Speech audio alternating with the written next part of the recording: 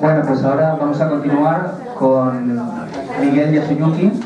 Lo voy a presentar brevemente para aquellos de vosotros que no lo conocéis. Él es licenciado por dos universidades en Japón y además primero en literatura, después ha hecho estudios avanzados internacionales, tiene un máster en economía social, un doctorado en economía social, ha escrito en varios lugares sobre monedas complementarias y bueno, yo cuando lo conocí pues ya llevaba años por varios sitios del mundo haciendo presentaciones, siempre participa en muchos foros y bueno, pues está bastante involucrado en todo el movimiento de monedas sociales y bueno, está desde hace un tiempo en Valencia y hoy está aquí con nosotros para hablarnos sobre tipos de monedas sociales. Así que, sin más, ya os doy paso a Miguel.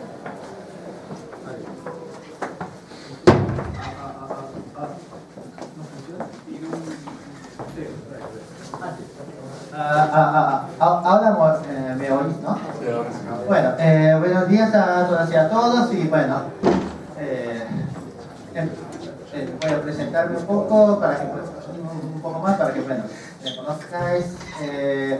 Bueno, empecé a involucrarme al tema de la moneda social hace justamente 15 años, cuando todavía vivía en Japón porque ahí viste un documental sobre este tema. Y en aquella época, bueno, no había tantas iniciativas en el mundo como existen hoy en día, pero bueno, empecé a buscar informaciones, ¿no? Cuando todavía ni siquiera en Japón había banda ancha. Bueno, quizá para los jóvenes, ¿no? Es otro mundo. O sea, cuando hablamos nosotros de la época de que todos los televisores eran, ¿no?, blanco y negro. Entonces, en aquella época, entre otras iniciativas, me llamó la atención la experiencia argentina de los clubes de trueque. Y de esta iniciativa, bueno, escribí justamente ayer, un post en el blog de El País, así que en Google espero que podáis encontrar mi último post sobre la experiencia argentina. Y ahí estuve en 2001 para conocer cómo funcionaba. Y quisiera destacar esta experiencia porque a pesar de que aquí nadie sabe, fue la iniciativa con más relevancia a nivel mundial.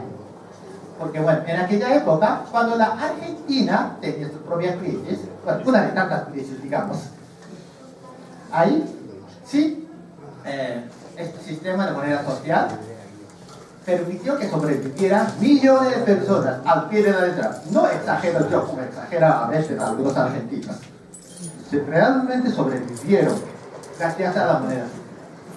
Y hoy en día, la España que tiene como 27% de desempleo, ¿por qué no tiene interés en aprender de lo bueno y también el fracaso de la experiencia argentina?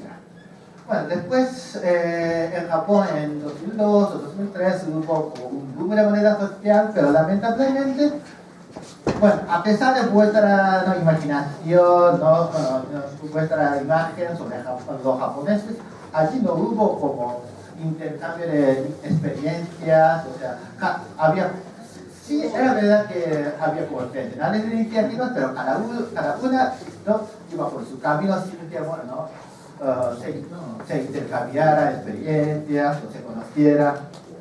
Entonces, ese tipo de aislamiento impidió que realmente se desarrollaran, se avanzaran, se evolucionaran las experiencias y poco a poco la gente se cansó de las iniciativas que nunca llegaron a la masa crítica.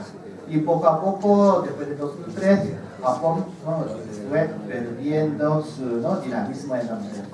Entonces, cada vez que, por ejemplo, yo venía a España, a otro país de Europa, y escuchaba las presentaciones sobre monedas sociales, decían que Japón es el número 1 del mundo, yo siempre digo, no, es una exageración. Ahora, pues, entonces, ahora, bueno, desde 2011 estoy aquí en España como estudiante del máster y ahora doctorado de Economía Social en la Universidad de Valencia. Pero bueno, también me dedico a dar charlas así, bueno, aquí en Alicante y bueno, cualquier otra parte de España siempre y cuando me pidan. Y ahí en Valencia Capital estoy ayudándole a Enrique Montesa, que lo conoceréis, ¿no?, después esta tarde, para la implementación de la moneda uruguaya. Entonces, empecemos por hora, para ver, ¿no?, cómo es nuestro sistema monetario hoy en día. Y hay varias tipologías de moneda, pero me gustaría destacar el aspecto del respaldo. O sea, ¿qué es la garantía para la moneda? En ese sentido, podemos clasificar la moneda en 6 tipos. Respaldo con dinero oficial, respaldo con otros bienes, confianza mutua, emisión como crédito, fiat y monedas estatales. Y bueno, y voy a contar un poco más de cada tipología. Entonces, hoy, Banco nuestro que está en el cielo, santificado sea tu nombre, venga a nosotros tu reino. Hágase tu voluntad en la tierra como en el cielo. Danos hoy nuestro dinero de cada día, perdona nuestras ofensas, como también nosotros perdonamos a los que nos ofenden. No nos dejes caer en la liquidación y líbranos del desahucio. Amén. Bueno, así es el mundo en el que vivimos, ¿no? ¿Sí? O sea, este es el punto de partida. Un momento. Sí. O sea, bueno, como siempre, para que avancemos siempre necesitamos ver, ¿no?, dónde estamos. Y más o menos espero haber podido describir, ¿no?, nuestra situación actual. Entonces, esto es una clasificación que he hecho a base del estudio de Leonardo Bilt, un ecuatoriano que, ¿no?, ha hecho varios estudios interesantísimos. Y bueno, en primer lugar, la moneda la podemos clasificar en 4 categorías. Primero, la moneda respaldada con bienes o servicios. Por ejemplo, bueno, aquí lo puse, pero por ejemplo, hace como 50 años, la peseta estaba indirectamente respaldada con oro, porque por ejemplo, si mal no recuerdo, un dólar, ¿no?, equivalía a 60 pesetas, ¿no? Y como 35 dólares equivalía a una onza de oro. Entonces podemos decir que en aquella época una peseta estaba respaldada no sé cuánto, pero cierta cantidad de oro, ¿no? Entonces hay ciertas monedas respaldadas con euro, libra esterlina, dólares, etc. Y hay otras monedas respaldadas con bienes y servicios que no sean euro, libra, sino por ejemplo patata, petróleo, servicios, etc. La segunda categoría es la transacción. O sea, no sé si ayer o hoy se ha mencionado Eurocat. ¿Todavía no? Por ejemplo, Eurocat también pertenece a esta categoría y después, espero que tarde o temprano, bueno, volverá, ¿no?, a hablar del tema. Pero bueno, desde el punto de vista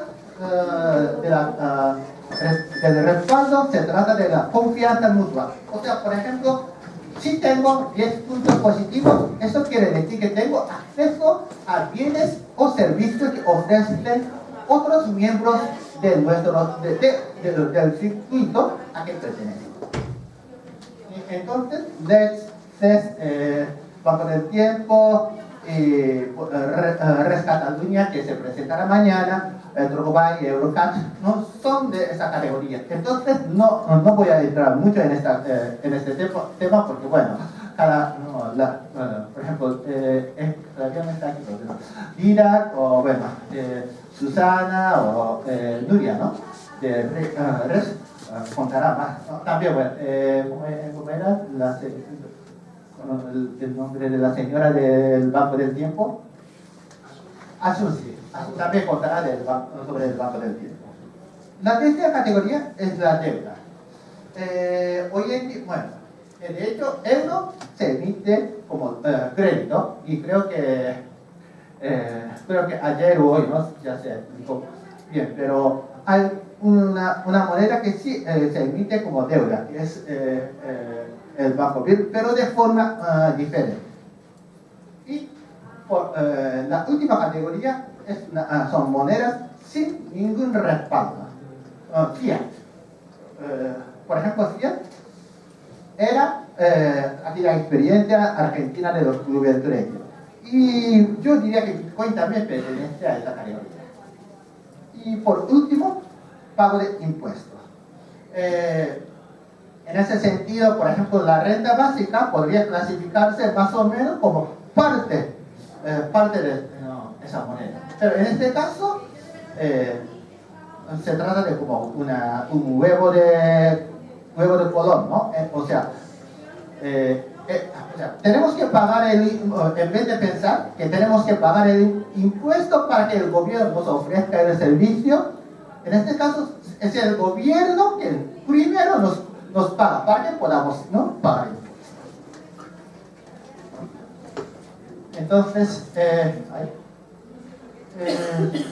Entonces, la primera categoría es el respaldo en moneda oficial. Y hoy en día, sobre todo aquí en el continente europeo, bueno, en Europa, pero también en el Reino Unido, que no pertenece al continente, pero, bueno, aquí tenemos cada vez más iniciativas de esta experiencia.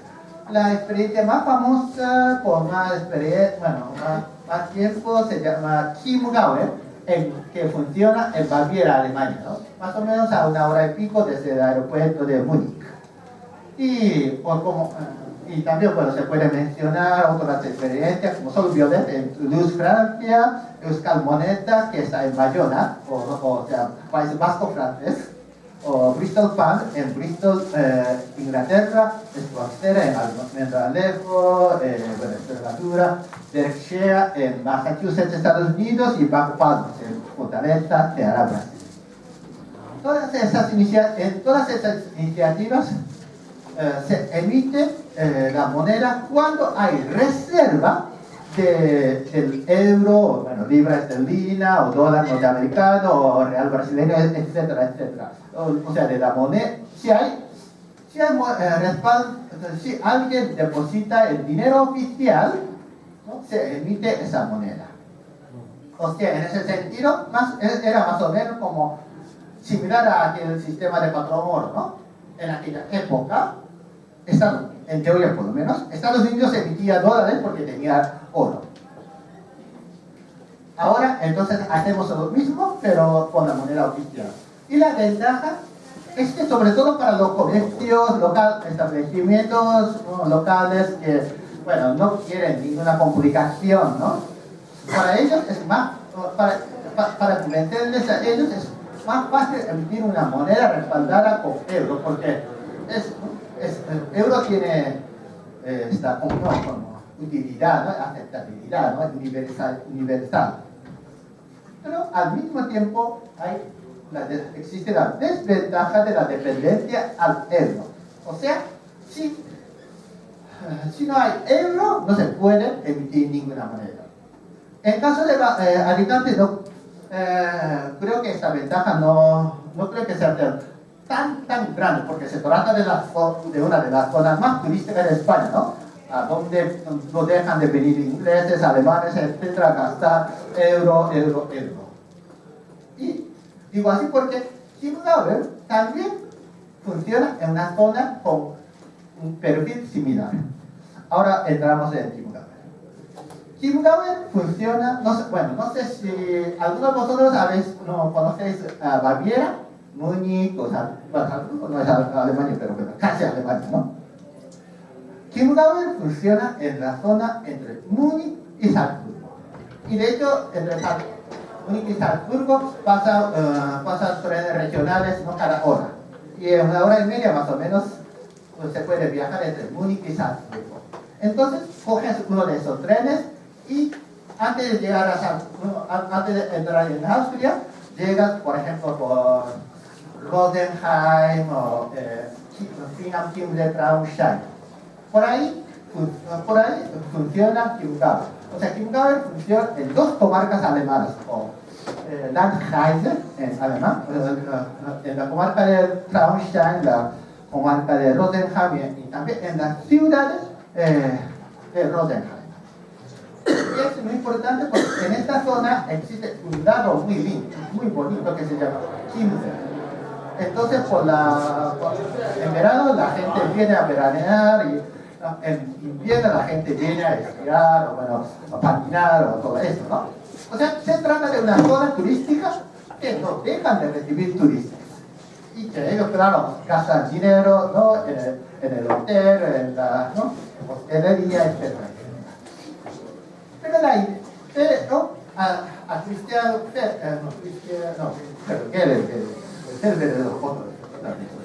Christian Gedery, además que enseñaba en una escuela Waldorf en aquella zona, se le ocurrió la idea de que la moneda no se circulaba de forma no optimizada. O sea, el dinero se iba de la región demasiado temprano. Entonces, inventó este sistema de Chiemgau para dejar el dinero, ¿no?, dentro de la comunidad por más tiempo posible. Entonces, y vinculando, ¿no?, asociaciones, establecimientos y consumidores. ¿Y cómo funciona? Digamos que vosotros sois consumidores locales, ¿no? Y ¿qué conocéis algunas asociaciones aquí en Alicante? Entonces, bueno, cada uno de vosotros tenéis vosotros tiene como intenciones diferentes. A algunos les interesa más, por ejemplo, proteger el medio ambiente de la playa. A otros quizás les interesa más, ¿no?, apoyar a los inmigrantes aquí. Quizás a otros les interesa ayudar a, por ejemplo, a las personas con, por ejemplo, discapacidad, o etcétera, etcétera. Entonces, cada uno de vosotros elige un proyecto. Entonces yo elijo un proyecto de, ¿no?, por ejemplo, de la música medieval, digamos, y cambio 100 euros en 100 Chiemgau. Y 3 euros se destina a este proyecto. Y puedo gastar 100 Chiemgau como si fueran 100 euros. Entonces a mí mismo me da igual gastar 100 euros que 100 Chiemgau, pero la diferencia es que cada vez que gasto 100 Chiemgau se va 3 euros a esta asociación, ¿no?, este proyecto de música medieval o de la protección ambiental, o sea, lo que sea, cualquier proyecto que a mí me guste. Los comercios tienen 2 formas de gastar. La primera, convertir de inmediato de Chiemgau en euros, pero tienen que pagar el 5% de tasa de comisión. Bueno, y otra forma es gastar a otros comercios locales y evitar esta comisión. Entonces, esta comisión hace que los comercios locales paguen lo más posible a otros comercios. Y así el dinero se queda y se activa aún más la economía. Y otra cosa muy interesante de Chiemgau es la oxidación. Bueno, Jordi ha mencionado un poco este tema, ¿no? Y voy a hablar más con este billete. Este es el billete de 2 Chiemgau. Y cada 3 meses este billete caduca y hay que poner un sello del 2% del valor. O sea, este billete vale 2 Chiemgau, 2 euros.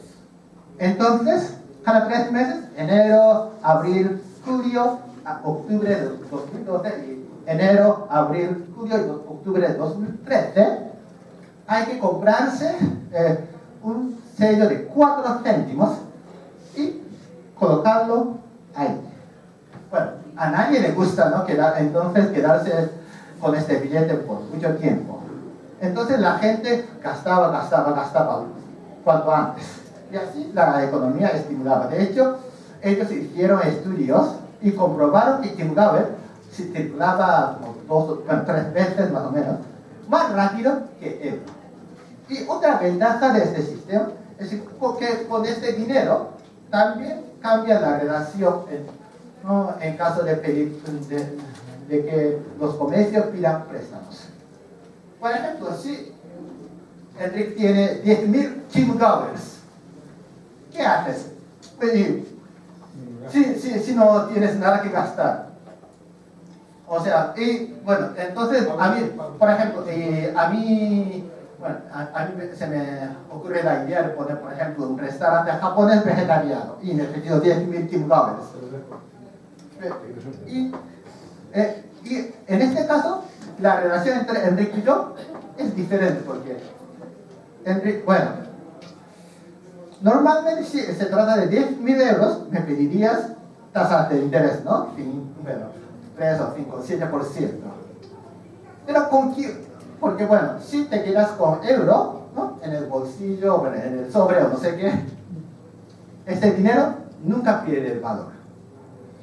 Pero si él se queda con 10.000 Kimgabers y ¿no? por un año pierde 800 euros. Entonces para él es mejor prestarme 10.000 Kimgabers y al cabo de un año, ¿no? Cobrar 10.000, ¿no? Que bueno, quedarse con 10.000 euros, ¿no? Kimgabers en casa y después perder 800. Entonces, sobre todo para los deudores, Kimgabers es un sistema muy ventajoso porque, bueno, se permite financiación sin tasa de interés. De hecho, ellos ofrecen un programa de microcrédito sin tasa de interés, con el nombre de Zinsbonus. Zins quiere decir tasa de interés en alemán. Y bueno, aquí pongo las cifras. A finales de 2000, yo no sé por qué, bueno, pues así. A finales de 2012, según la última estadística, ¿no?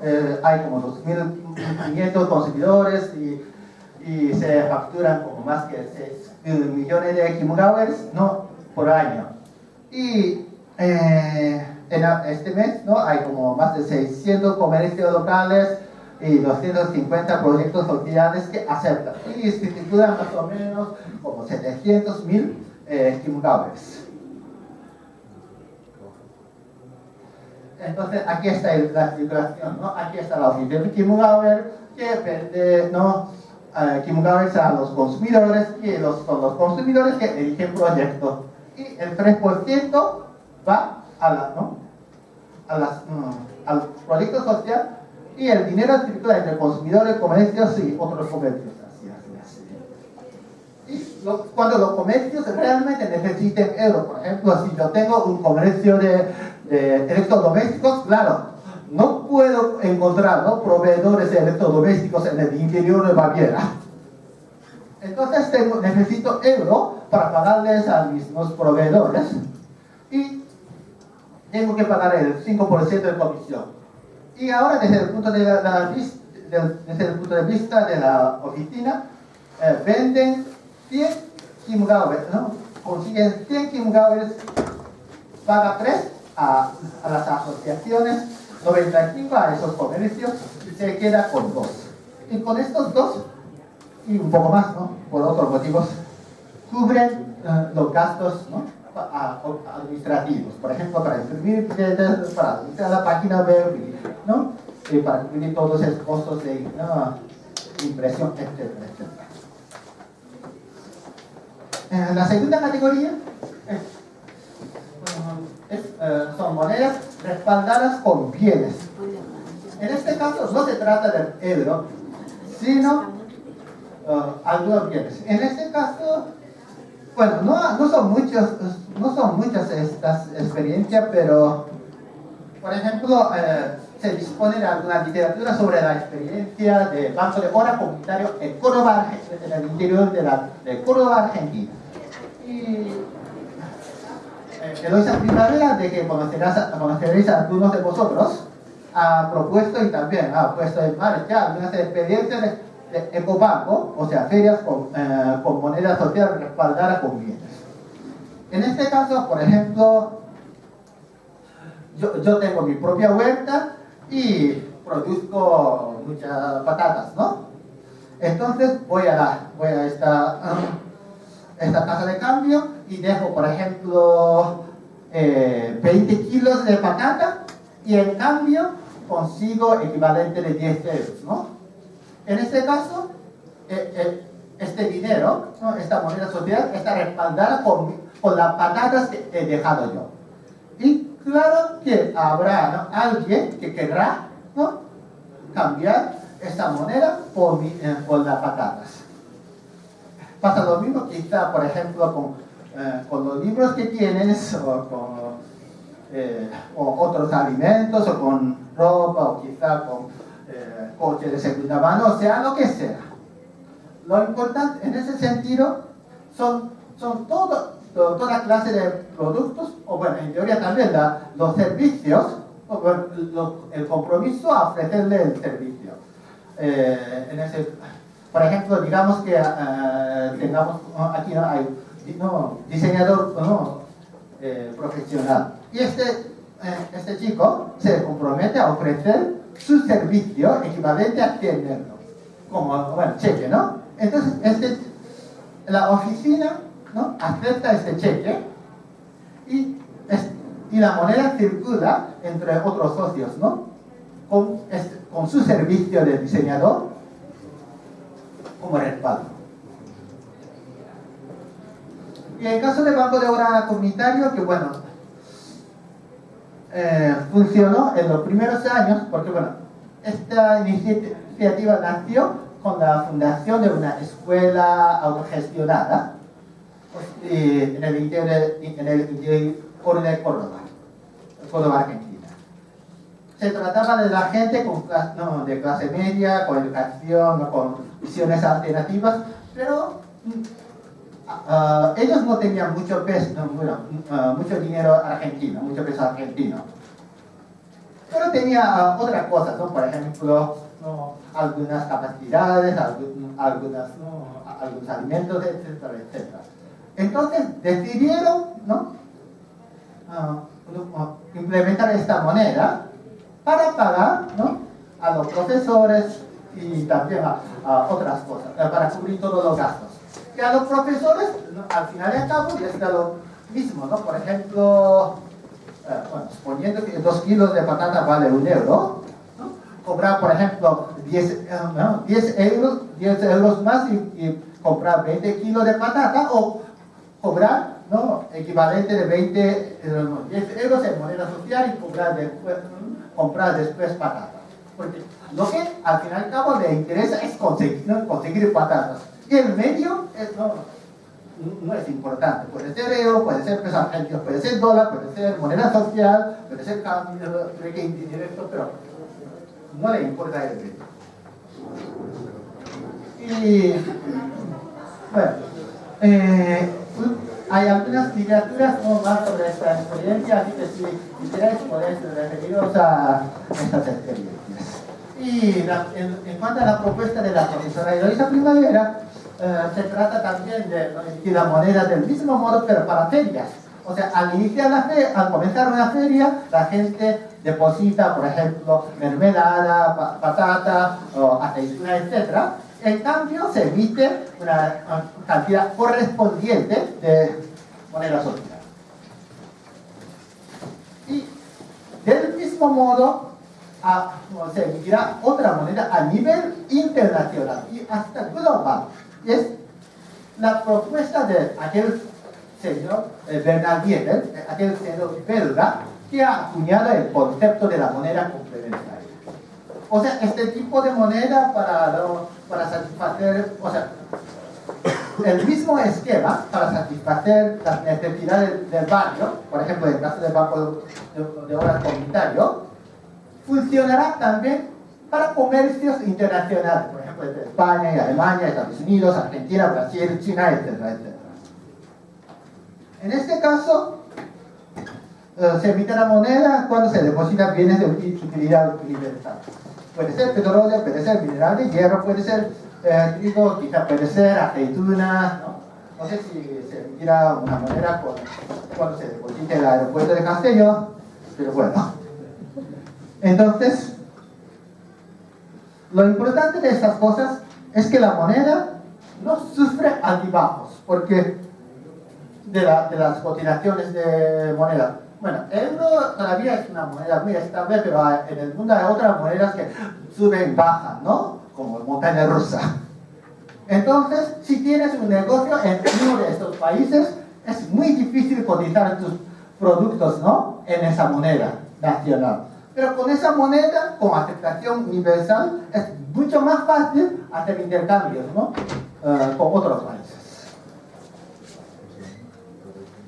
La tercera categoría es el crédito mutuo y sobre todo mañana, ¿no? Mañana Pilar Costa,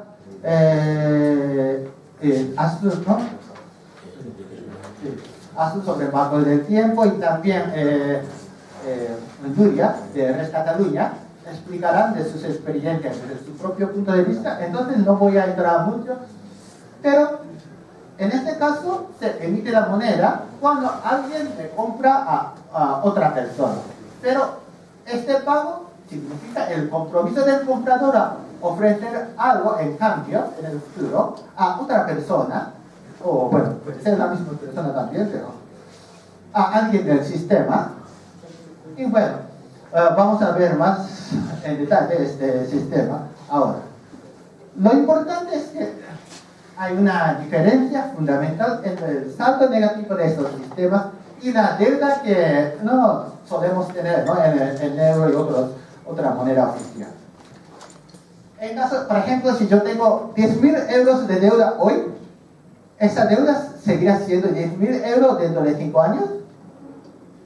Claro que pues no. Esta deuda crecerá, ¿no? Bueno, no sé cuánto por ciento de tasa de interés se aplicará a mi deuda, pero quizá tenga, ¿no? 12 o 13 o 14.000 euros de deuda al cabo de 5 años. En cambio, en cuanto al saldo negativo de DEX, RES o Banco del Tiempo, no se cobra tasa de interés. Eso significa que mi deuda, mi balance, ¿no?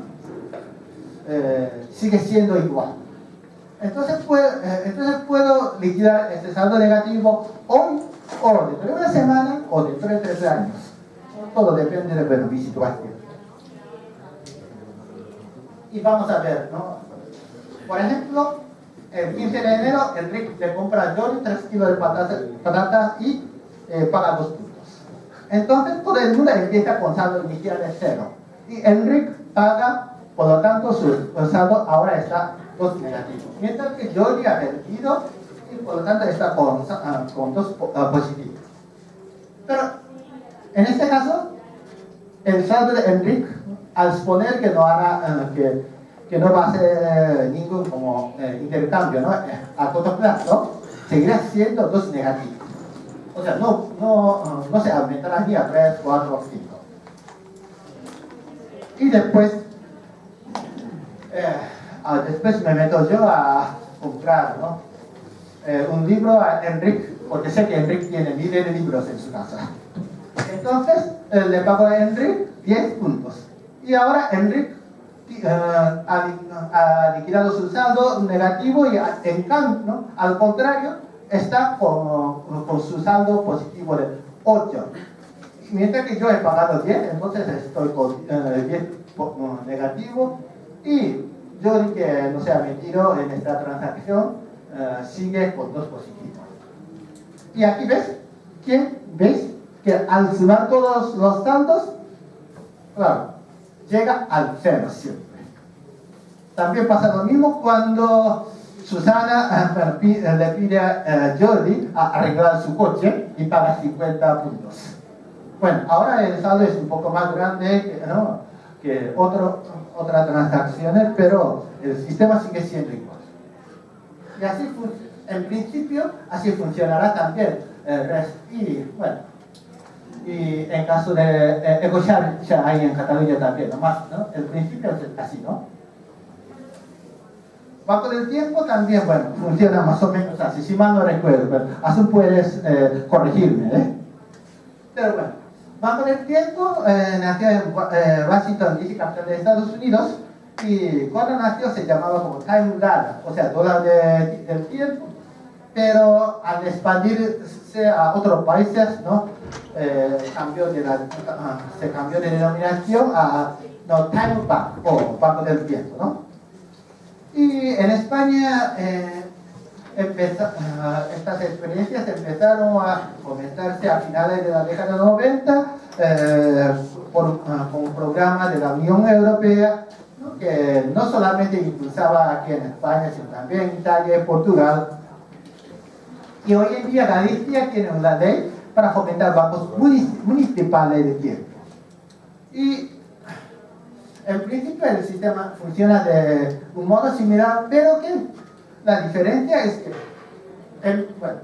en caso de NETS, o sistema de intercambio local, se usa normalmente euro para referir, ¿no? Sea al valor. Por ejemplo, si vendo algo, por ejemplo, si vendo un libro, mido el valor del libro con euros. O sea, si por ejemplo, si vendo este libro en un mercadillo y cobro 10 euros, entonces cobro 10 puntos, ¿no? En moneda social. Pero en caso del Banco del Tiempo normalmente se mide con horas. O sea, por ejemplo, yo te enseño inglés por 2 horas, entonces te cobro 2 puntos. Y después, después, por ejemplo, Paco Romero me enseña, no sé qué va a hacer. Bueno.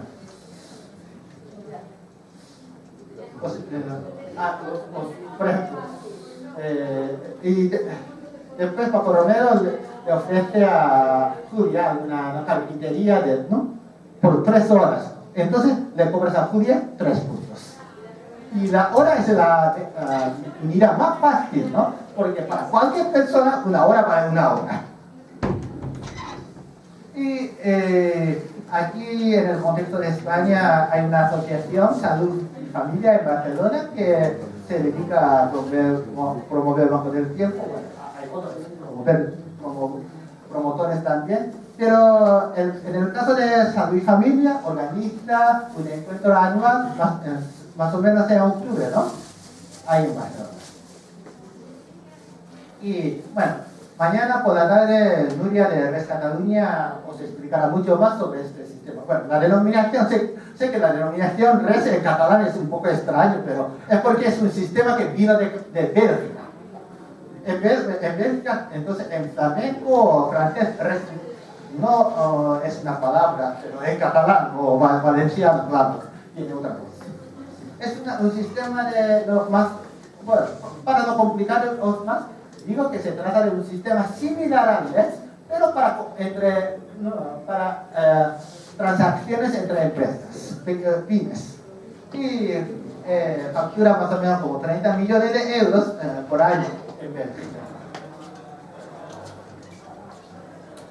Y la cuarta posibilidad es emitir como crédito. En ese sentido, se emite la moneda del mismo modo que la moneda oficial, ¿no? de euro. Pero aún así hay una diferencia fundamental entre BIR, dos diferencias fundamentales entre BIR y euro. O franco suizo, en caso de la Confederación Helvética.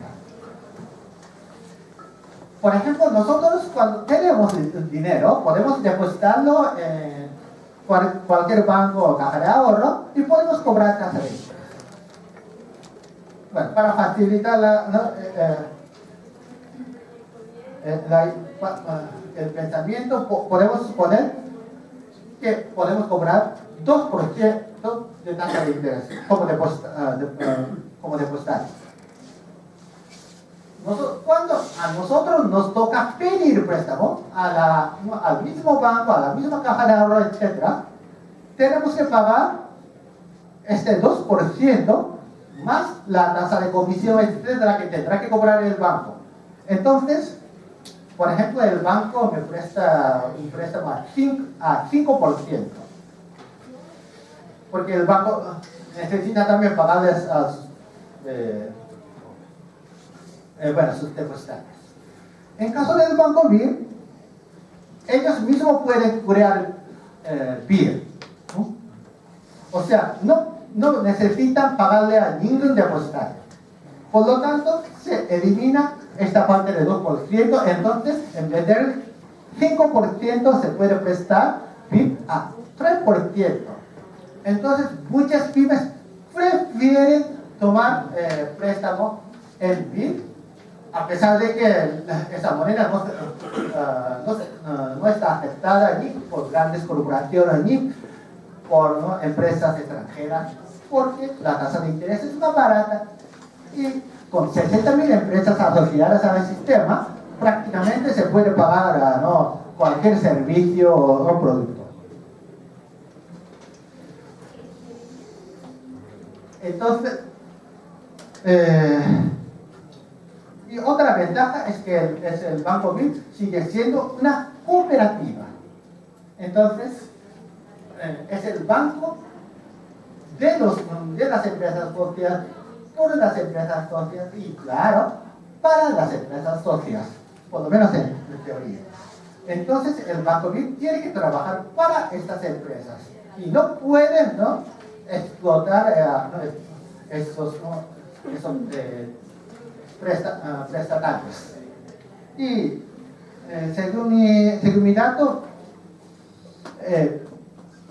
facturan como 4.000 millones de francos suizos, más de 3.000 millones de euros por año en este sistema, en un país de solo como 7 u 8 millones de personas, que, bueno, tiene un significado muy importante en la economía suiza. Y también, bueno, aquí me he puesto, pero otra cosa importante es que las pymes piden más préstamos en BIR cuando la economía oficial del franco suizo baja. Mientras que cuando la economía oficial del franco suizo va bien, la gente prefiere tomar préstamos en franco suizo. Entonces, se equilibran entre dos economías, entre la de franco suizo y la de BIR. La quinta categoría es fiat, que es una moneda sin ningún respaldo que se emite cuando una persona se da de alta del sistema. A esta categoría, sobre todo, yo clasificaría la experiencia argentina de los clubes de trueque, porque aquí, cuando vosotros entrabais al sistema, os daban, ¿no?, incondicionalmente 50 créditos, que equivalían a como $50 en aquella época. Y claro, en teoría tenía que devolver 50 créditos al darse de baja, pero el sistema crecía y no había como control estricto. Prácticamente nadie devolvía, ¿no?, 50 créditos. Entonces, y había también otras formas un poco engañosas o escandalosas de emitir, ¿no?, créditos. Entonces, hubo cada vez más créditos, moneda social en circulación sin ningún respaldo. Esto causó un problema grave porque en la moneda social hubo una hiperinflación. O sea, en términos de esa moneda social, los precios se multiplicaron por 100 o aún más en un año. Y la gente empezó a desconfiar del sistema. No solamente por la emisión desmesurada, sino también por el hecho de que cuando el sistema, cuando millones de personas ingresaron al sistema, millones de proletariado realmente, ¿no?, sin ningún medio de producción, ingresaba al sistema, claro, no se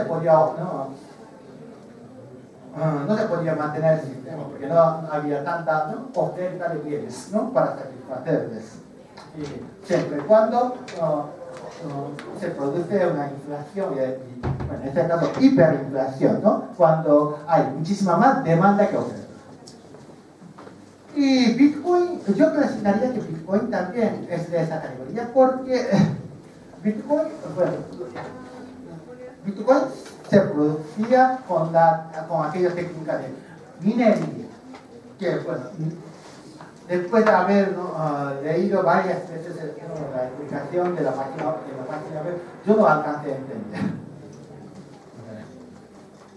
Pero bueno, entonces Bitcoin era una moneda que no tenía ningún respaldo en la economía real y entonces la gente dejaba de aceptarla cuando perdía la confianza del sistema. En ese caso, bueno, yo diría que hay que tener cuidado. Y bueno, entonces aquí puse un poco más sobre la experiencia argentina de octubre del 13, que cuando nació era solamente 23 personas, ¿no? En un barrio, ¿no? A las afueras de Buenos Aires. Pero gracias al esfuerzo sobre todo del gobierno de la ciudad de Buenos Aires y también de otros medios de comunicación, se difundió esta experiencia a lo largo y ancho del país.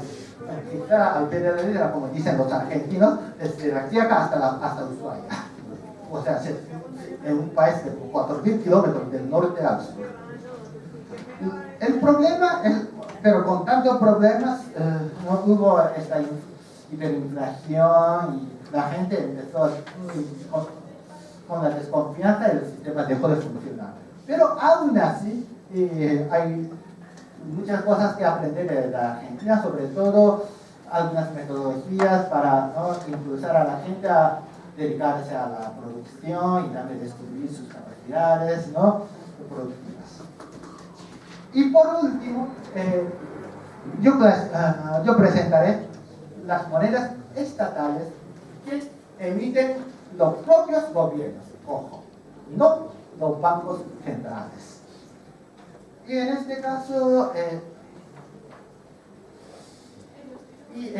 bueno, hay un estudio muy interesante que dice que si el gobierno francés pudiera emitir el franco francés sin pedir de préstamo a los bancos comerciales, hoy en día la deuda pública de Francia, en términos del PIB, sería menos que el 10%, en vez de como 80% o que ahora tiene.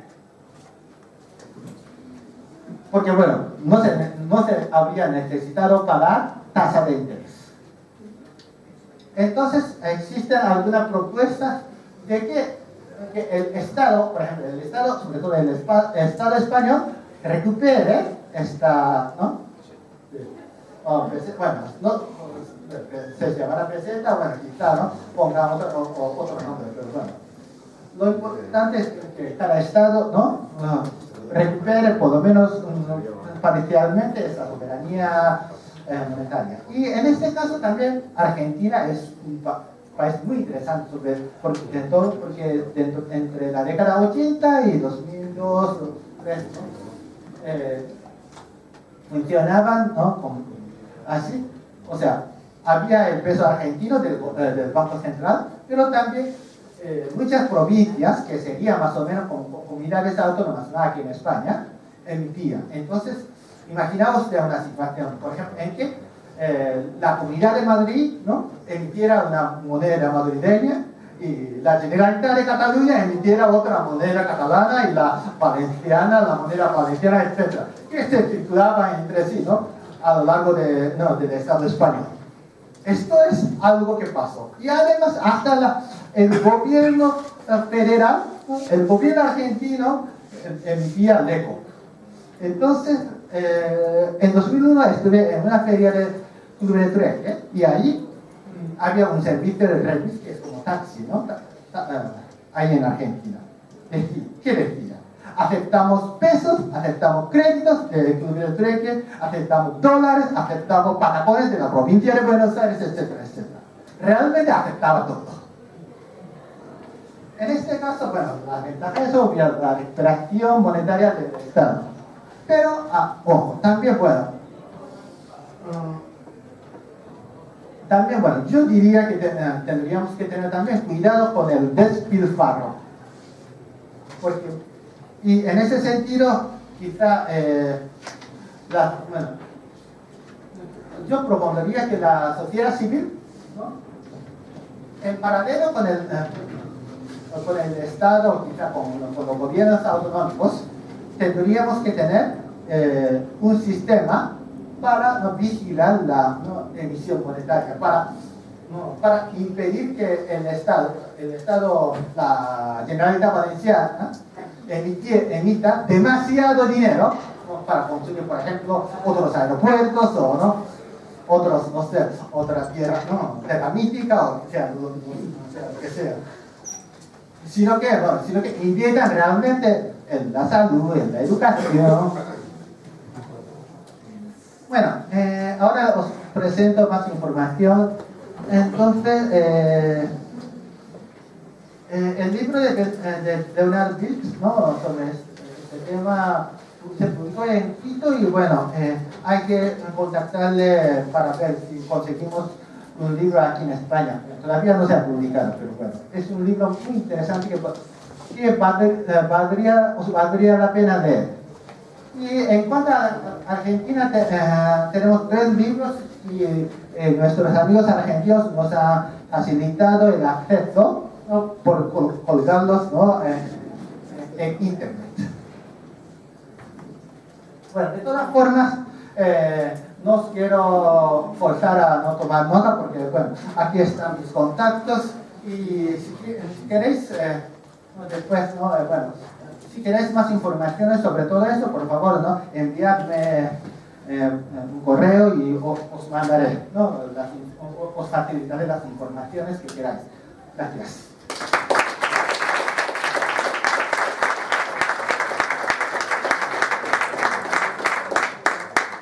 Vale, ahora podríamos dedicar un pequeño espacio de tiempo a alguna pregunta, sin alargarnos mucho porque llevamos retraso con respecto al programa y eso, pero si hay alguien que...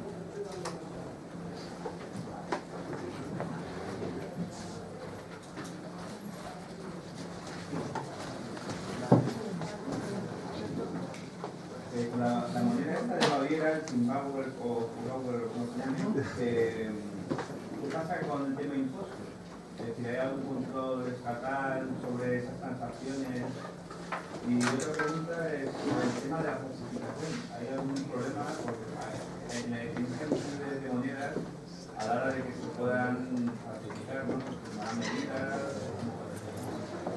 Bueno, en cuanto a la fiscalidad, seguro que, bueno, nos va a contar más detalladamente Enrique esta tarde, pero te puedo decir por el momento de que la forma más fácil de solucionar este problema es tratar todas las transacciones en Zimbabue u otra moneda, cualquier otra moneda social, como si fueran hechas en euro y declarar todos los impuestos, ¿no? Declarar y, bueno, pagar todos IVA, ¿no?, IPRF y todos los otros impuestos correspondientes en euro. Porque a la agencia tributaria solo les interesa cobrar cobrar impuestos y no les importa en qué moneda, ¿no?, hacemos compra-venta. Les da igual, pagamos en Zimbabue, euro, libra, yuan chino, dólar o, ¿no?, peso argentino, siempre y cuando puedan cobrar, ¿no?, impuestos en, ¿no?, euro, ¿no? Y en cuanto a la falsificación, claro, tenemos que tener mucho cuidado y sobre todo si se trata de billetes, ¿no?, así tenemos que tener varias funciones, varias cosas para evitar esas, ¿no?, falsificaciones. Por ejemplo, bueno, yo no tengo mucho conocimiento sobre estos aspectos técnicos, pero bueno, más o menos del mismo modo que todas las notas del euro también tienen, ¿no?, varias funciones para evitar la falsificación. Necesitamos más o menos hacer lo mismo para evitar, ¿no?, esas falsificaciones. Otra posibilidad de que también, bueno, nos contará Enrique más tarde, es usar una moneda puramente electrónica. Porque, bueno, en ese sentido, no, al confiar en el sistema que no puede ingresar, ¿no?, ilegalmente, no se puede falsificar transacciones. Entonces se trata de un sistema más seguro. Pero, ¿quieres agregar algo? Bueno.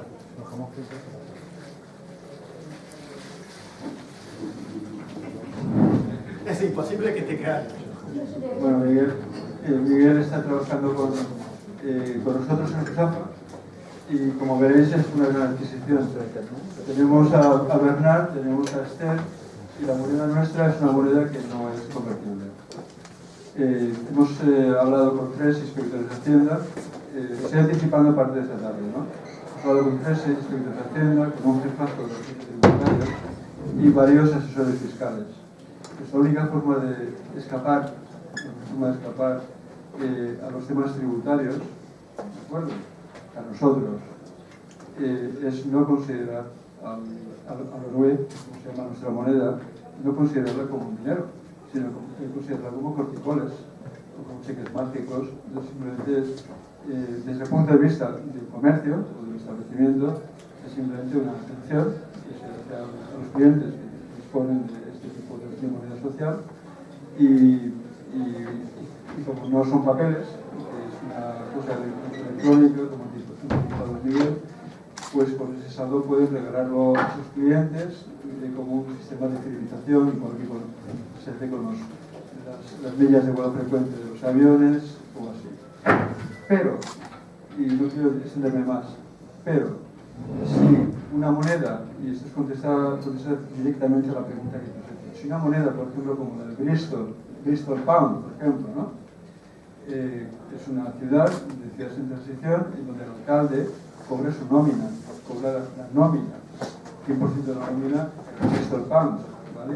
Y la caja rural de allí, la ciudad de allí, tiene una doble cuenta. El alcalde tiene su cuenta en Bristol Pound y en libras esterlinas, ¿de acuerdo?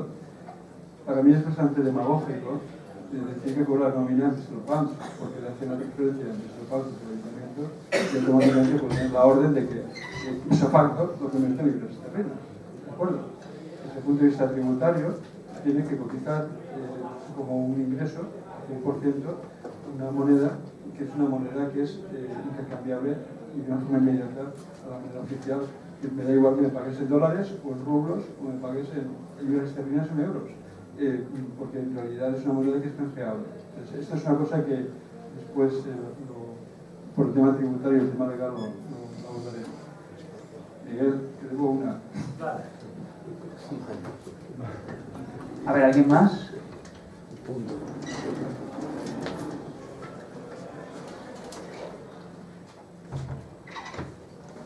Vale, pues entonces voy a preguntarle a Miguel. A ver, solamente una. Cuando estabas explicando el sistema suizo de BIR, me gustaría que nos dijeras un poquito sobre la forma en la que se crea, en la que entra en circulación, y porque me parece que has dicho que se cobraban intereses, primero que se creaba también por créditos, como por ejemplo el euro y eso. Entonces yo quería saber, ¿hay un interés asociado en el momento de la creación de la moneda? Y básicamente pues era eso. Mira, bueno, hay varias cosas que sabemos del BIR, pero también hay otras cosas de que, bueno, no se han publicado, porque, bueno, existen ciertos acuerdos, ¿no? Acuerdos entre el Banco Central Suizo y el Banco BIR. Entonces, desde el punto de vista de la reforma monetaria, quizá el Banco BIR no sea tan como radical en el sentido de que el Banco BIR concede crédito en BIR del mismísimo modo que, por ejemplo, Santander concede crédito en euro. En el sentido de que, por ejemplo, tu empresa quiere 100.000 francos de préstamo. Entonces, ¿qué me ofreces de hipoteca? Entonces, si no hay hipoteca, no se concede el préstamo. Y en ese caso, si pido como 100.000 billetes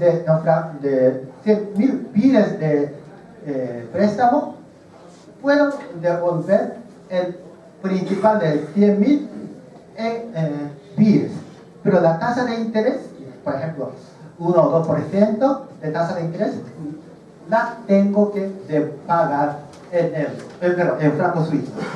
Porque bueno, ellos también tienen funcionarios y los funcionarios tienen que cobrar francos suizos, ¿no? Y hay otros tantos gastos que no, hay que pagar también, ¿no? Entonces tenemos que ser realistas. Pero como el Banco BIES es una cooperativa, para las empresas socias todos esos gastos de moneda oficial tienen que ser mínimas. Porque al Banco BIES no le interesa ingresar, enriquecer más, ¿no?, en detrimento de sus clientes, sino el Banco BIES tiene que servir a sus propios, ¿no?, propios clientes, que son, ¿no?, empresas socias de la cooperativa.